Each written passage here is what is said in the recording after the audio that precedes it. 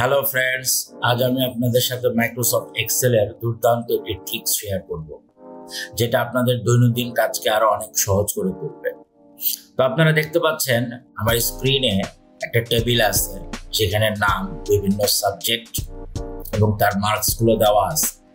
তো এখন আমাদের যেটা করতে হবে যে রোয়ের মার্কসগুলোকেও যোগ করতে হবে এবং কলামের মার্কসগুলোকেও যোগ করতে হবে। তো এখন এটা যদি আমরা ম্যানুয়ালি করতে যাই তাহলে আমাদের অনেক সময় লেগে যাবে। তো এটা আমরা কিভাবে কয়েক সেকেন্ডের মধ্যে আমরা এটা করে ফেলতে পারি সেটাই আমরা আজকে দেখব। তো সেই জন্য প্রথমে আমাদেরকে পুরো টেবিলটাকে সিলেক্ট করতে হবে এবং প্রেস করতে হবে অল্টার ইকুয়াল। তাহলে আপনারা দেখতে পাচ্ছেন যে কলামের মার্কসগুলো বসে গেছে এবং রোয়ের মার্কসগুলো বসে গেছে। ভিডিওটি ভালো লাগলে অবশ্যই লাইক দিন, শেয়ার করুন। ভবিষ্যতে আরো এরকম ভিডিও পাওয়ার জন্য অবশ্যই ফলো দিয়ে পাশে থাকুন। ধন্যবাদ সবাইকে।